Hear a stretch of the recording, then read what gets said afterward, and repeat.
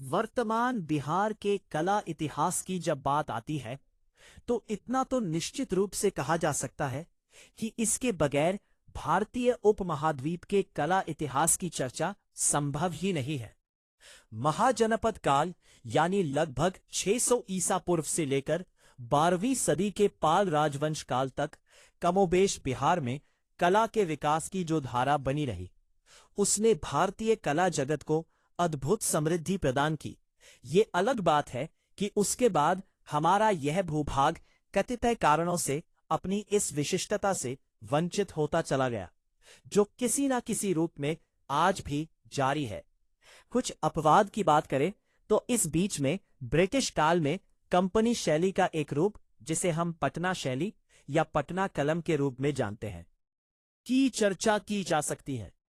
किंतु मेरी समझ से इस शैली को पूरी तरह से बिहार की कला का देन नहीं समझा जाना चाहिए, क्योंकि जिस काल में बिहार के पटना और आरा जैसे शहरों में यह शैली व्यवहृत हो रही थी, उसी दौर में ब्रिटिश राज के संरक्षण में ही देश के अन्य हिस्सों में भी इस शैली के चित्रों का निर्माण हो रहा था।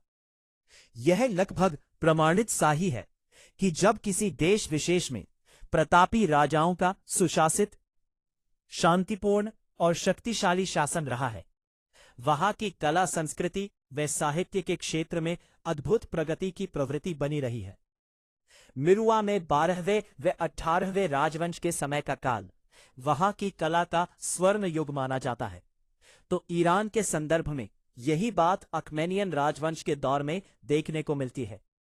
कुछ यही बात भारतीय संदर्भ में मौर्य काल को लेकर कही जा सकती है।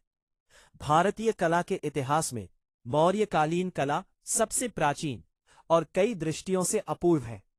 विशेषकर बात जब वास्तुकला और शिल्प में पत्थरों के प्रयोग की आती है, तो यह स्पष्ट हो जाता है कि इससे पूर्व में इसका कोई अन्य उदाहरण अभी तक ज्ञात नहीं हो पाया है। विंसेंट स्मिथ का मानना है कि वास्तुकला और मूर्तिकला में अचानक पत्थर का व्यवहार बहुत अंशों में विदेशी, संभवतः पर्सिया, फारस, वर्तमान ईरान का परिणाम है। यहां यह भी जानना महत्वपूर्ण है कि सिंधु घाटी की सभ्यता की कलात्मक कृतियों के बाद जो ज्यादातर कलाकृतियां हमें मिलती है, वे लगभग मौर्यकालीन ही है।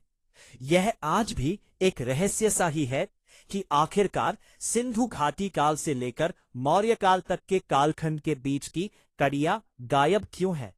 इस अंतराल के बाद अचानक जो मौर्य काल के अवशेष या प्रमाण हमें मिलते हैं, वह सर्वथा उन्नत अवस्था के मूर्ति शिल्पों का है।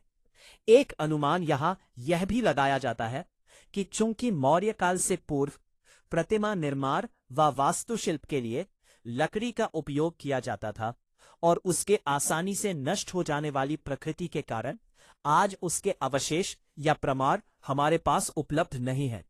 हालांकि कुछ यक्ष प्रतिमाओं को लेकर यह विचार भी सामने आता है कि चूंकि भगवान बुद्ध के पहले से भी यक्ष पूजा की परिपाटी हमारे यहाँ विद्यमान थी, ऐसे में इन प्रतिमाओं के पूर्व मौर्यकालीन मानने की धारणा बलवती होती है।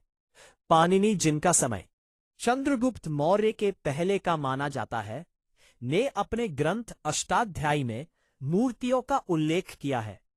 पाणिनि ने मूर्तियों के लिए अर्चा शब्द का व्यवहार किया है, जिसका अर्थ या अभिप्राय यह समझा जाता है कि ऐसी प्रतिमा जिसकी पूजा की जाती है।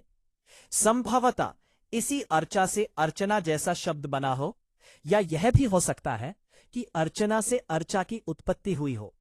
किंतु अधिकतर इतिहासकार इस बात पर सहमत है कि मौर्य काल मूर्ति शिल्प के विकास का गौरवमयी काल था। बलुआ पत्थरों पर चमकदार पॉलिश, जिसे वज्रलेप भी कहा गया है, कि तकनीक इस काल के बाद क्यों नहीं देखी गई, यह भी आज तक एक रहस्य ही है। वही सारनाथ के सिंह स्तंभ और अन्य शिला स्तंभों के निर्माण में कलात्मक दक्षता का जो परिचय हमें देखने को मिलता है, वह भी आगे चलकर जारी नहीं रह पाया।